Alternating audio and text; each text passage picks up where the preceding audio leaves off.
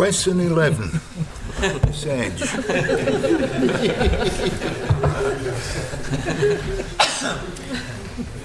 Thank you, Mr. President. I'd like to ask the Minister for Infrastructure what the contribution rate is for members of the local government pension scheme. Minister to reply. Thank you, Mr. President. In response to the Honourable Member, I can confirm that the contribution rate for members of the local government pension scheme is set every year by Douglas Borough Council as the administrator of the scheme, the details of which are published via a website. Current members' contribution rates range from 5.5% to 7.5%, depending on which pay band applies. Thank you, Mr. President. Supplementary, Ms. Sage. Thank you, Mr. President. I wonder if the Minister could comment on the legal act with regards to actually making significant changes to the pension scheme for the local authorities, and the fact that the department hasn't come forward with any changes to that, and when will the department come forward with changes to that? Because quite clearly the contribution levels are quite low and impact on the ratepayers of this island. Mr. Baker. Thank you, Mr. President. As I said in my original answer, Mr. President, Douglas Borough Council is the administering authority of the 2012 scheme, and they do this on behalf of all the employing local authorities. My department are responsible for looking after the regulations as a result of the 2012 scheme, which applied a number of UK local government pension regulations to the island. The cost-sharing provisions allows the department to issue guidance as to how the future costs of the scheme will be met. The administering authority and the employing local authorities must have regard to that guidance. Douglas Borough Council have been requesting for some time that the department issue guidance regarding cost sharing in relation to the Local Government Superannuation Scheme 2012, and in order to achieve this, the department agreed to set up a policy review group.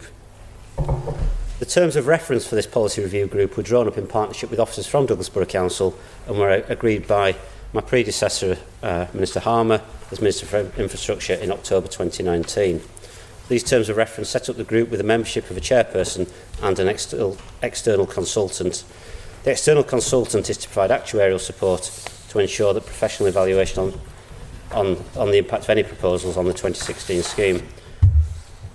My predecessor, Mr Harmer, subsequently approached the Public Sector Pensions Authority to secure the chief executive of that body to act as the chairperson of that group. Work then commenced to appoint an external consultant. The current estimated cost for this external consultant is in excess of the amount originally budgeted for, and the department is exploring other ways to cover these costs. It should be noted that the department will not receive any financial benefit from undertaking this work, but there may well be a benefit to the local authorities. Supplementary, Ms. Sage. Thank you, Mr. President.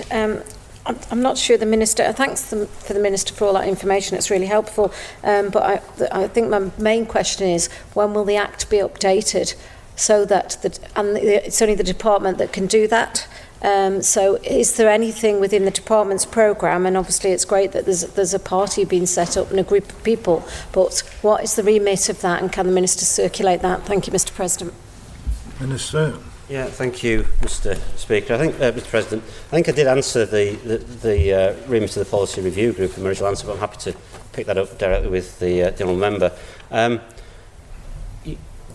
need to talk to you directly to understand a little more about the expectation around the Act being amended, and I'm happy to meet with you and officers to discuss that, because as far as I'm concerned, the key issue is not amending the Act. It's the actual appointment of the actuarial expertise and the cost that's attached with that is actually causing the lack of progression at this point. And the key point is that the cost is far more significant than was originally anticipated, and there is no benefit to either the department or to central government for that expenditure.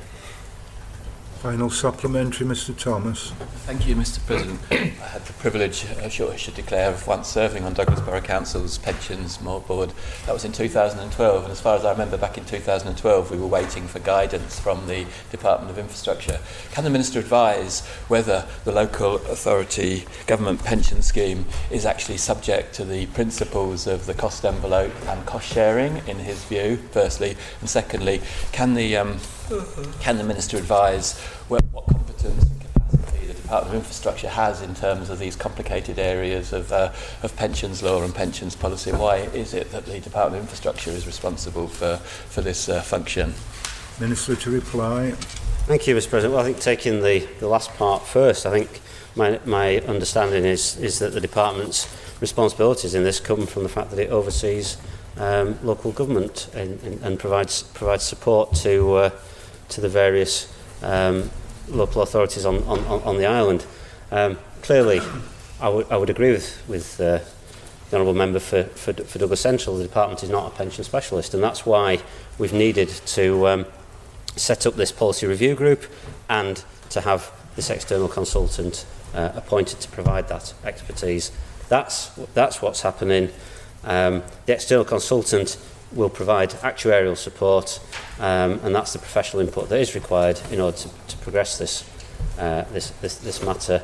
And I'm hopeful that we can move forward and get the work of the policy review group going, because this has dragged on and it has been compounded by the current border restrictions. Final supplementary, Miss Edge.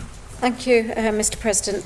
I wonder if the Minister could confirm what the contribution rate is from the ratepayers. I'm led to believe it's currently 28%, and this is social housing tenants that are contributing towards that 28% contribution as well. I wonder if the Minister could confirm that, please. Minister.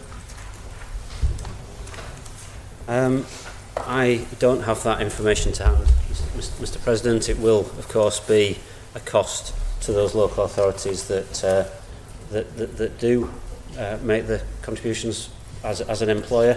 I'm quite happy to respond directly and to let the honourable member know by return.